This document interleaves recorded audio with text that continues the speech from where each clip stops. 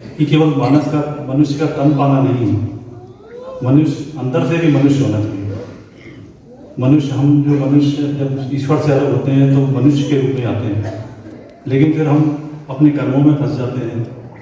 तो भिन्न भिन्न योनियों में होके यहाँ तक हम पहुँचे, तो उनकी वृत्ति हमारे अंदर आ गई।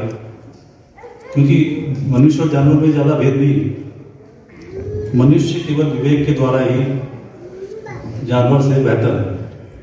कई तरह की वृत्तियाँ मनुष्य में होती है, देवी वृत्ति, आसुरी वृत्ति, और इनके मिलने से अलग अलग इनके परसेंटेज में अलग अलग वृत्तियाँ हैं। मुख्य वृत्ति है आसुरी और देवी। देवता और असुर कोई अलग नहीं थे, वो भी मनुष्य थे। कश्यप ऋषि की 2 पत्नियाँ थी, उनसे एक से असुर हुए, एक से देवता हुए। तो इस चीज़ को हमें प्राप्त करने के लिए गुरु की शरण में जाना पड़ेगा। जब गुरु कृपा करेंगे तो हमारी आसुरी वृत्तियाँ धीरे धीरे देवी वृत्ति में परिवर्तित होती जाएंगी। लेकिन देवी वृत्ति में जाने के हमारा लक्ष्य नहीं है, क्योंकि जैसे हम लकड़ी का जो स्वभाव है वो पानी में तैरने का है। अगर हम उसमें सोना बांध दें तो भी डूब जाएगी और लोहा बांध दें तो भी डूब जाएगी। इसलिए हमें देवी और आसुरी वृत्ति दोनों से ऊपर जाना है। हम लोग गुरु महाराज के सामने, संतों के सामने भी दिखावा करते हैं, क्योंकि 4 तरह की वाणी होती है, परा, पश्चंती, मध्यमा, वैकृत। हम लोग सोचते हैं कि हम गुरु महाराज के सामने अच्छे बनते हुए चले जाएंगे, गुरु महाराज कुछ नहीं समझेंगे।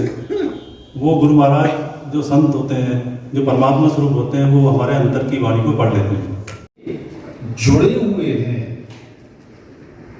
उस विद्युत के भंडार से, उस ब्रह्म से, उस परमात्मा से। बिल्कुल नए हैं, तद्रूप हैं।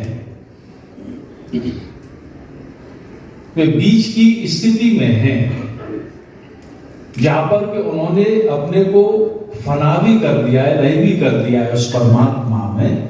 और जिस क्षण मेरे चिंतन की धार अपने गुरु से लगती है तो धीरे धीरे करके वह। भाई साहब, हम जो थे हरियाणा फरीदाबाद में हैं आज, और यहाँ आध्यात्मिक सत्संग होता है, आध्यात्मिक ध्यान साधना।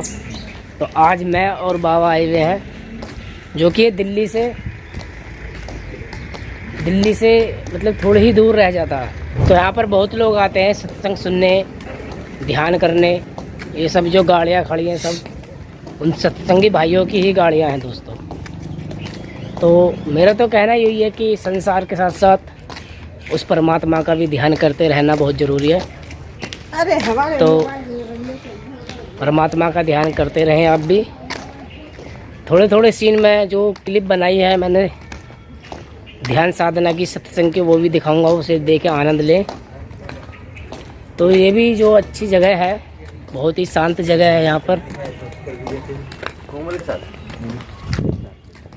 पर ये सत्संग हो रहा है, बहुत ही शांत जगह है। देख सकते हैं आप, इधर भी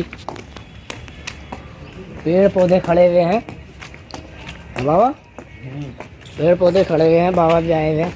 बाबा को तो इतनी जब पता चल जाती है ना बाबा को कि सत्संग की डेट रखी गई, तो इतने उतावले हो जाते हैं, इतने वो चलो चलो। तो अब हम मार्केट में आ गए हैं, अभी बंद करते हैं वीडियो को।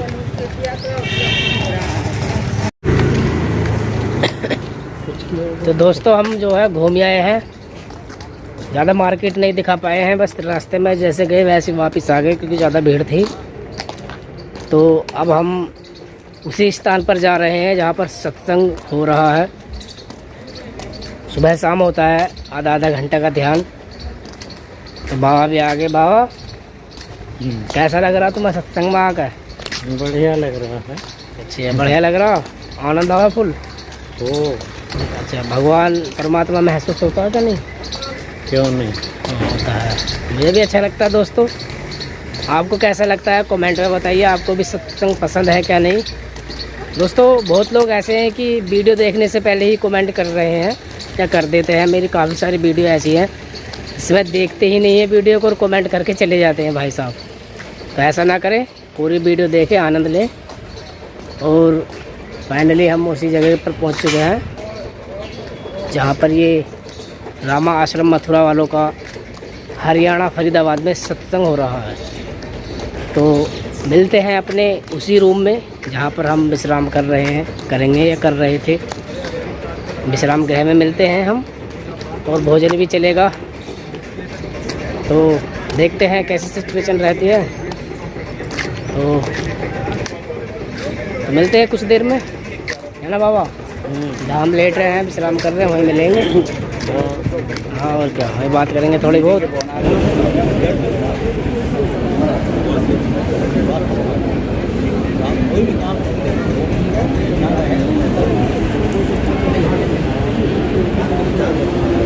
तो यहाँ पर स्टार लगा हुआ था, हमने किताब ले लिया ये। तो अभी हम रूम में जा रहे हैं अंदर को, और जो किताब थी काल पुरुष दर्शन, ये किताब हमने ले ली है बाबा। इसे पढ़ाएंगे और आनंद लेंगे। तो देखिए अब हम वहीं पहुंचने वाले हैं जहाँ पर मतलब हमारा विश्राम रूम है, जहाँ पर हम विश्राम कर रहे हैं। देख सकते हैं बहुत ही सारे साधकों का यहाँ पर रूम है। हीरा सब यहाँ पर बैठे हुए हैं। तो फाइनली हम वहाँ पर आ चुके हैं। हाँ, अभी आ गए, मैं भी आ गया। तो दोस्तों यही है हमारा विश्राम रूम, आप देख सकते हैं। तो सत्संग का आनंद भी लेते हैं हम, सत्संग का यानी कि सत्य का संग, और अपने संसार के काम भी करते हैं। तो इस किताब को बाबा पढ़ेंगे, मुझे सुनाएंगे पढ़कर, और मैं बाबा को सुनाऊंगा। नहीं बाबा की समझ में नहीं आएगा तो मैं सुनाऊंगा, और मेरी समझ में नहीं आएगा तो बाबा बताएंगे। तो फाइनली हम आ चुके हैं अपने विश्राम रूम में। देखिए रजाई गद्दे, जय भोले बाबा की। लो बाबा, देख सकते हैं आप, बाबा और मैं आ चुके हैं। तो ये हमारी जो वीडियो है दोस्तों, ये ब्लॉग जो है हमारे यादगार होने वाला है, क्योंकि मैं ज़िंदगी में पहली बार हरियाणा फरीदाबाद आया हूँ। दिल्ली तो मैं आता जाता रहता था, या आता हूँ जाता हूँ, तो पहली बार आया हूँ मैं फरीदाबाद। ऐसे गुरु को तन मन अपना, ऐसे गुरु को तन मन अपना, सर्वस्व अपनी वारूं, गुरु चरणन में शीस नवाऊं, गुरु चरणन में शीस नवाऊं,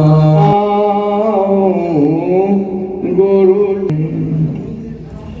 ऐसो गाता को नहीं जग,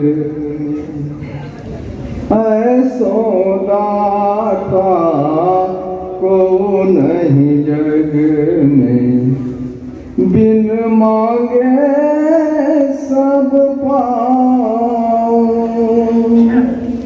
ऐसो दाता को नहीं जग में, बिन कोई औरी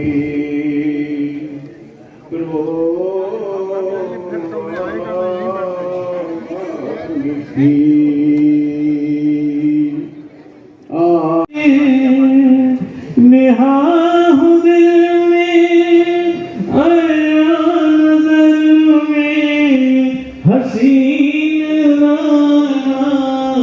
तुम्हीं को देखा, फिरे जमाने में हर। तो देखिए सत्संग जो था अब वो संपूर्ण हो चुका है। हम जा रहे हैं अपने घर के लिए। रेलवे स्टेशन है फरीदाबाद का, देख सकते हैं, और लिफ्ट इधर है। तो बाबा से नहीं चढ़ा गया, ये मेट्रो स्टेशन है फरीदाबाद का। तो बाबा से जो चढ़ाने गया लिफ्ट में, तो दोस्तों हम मेट्रो से पहले गाजियाबाद जाएंगे और फिर अपने घर के लिए रवाना होंगे दोस्तों।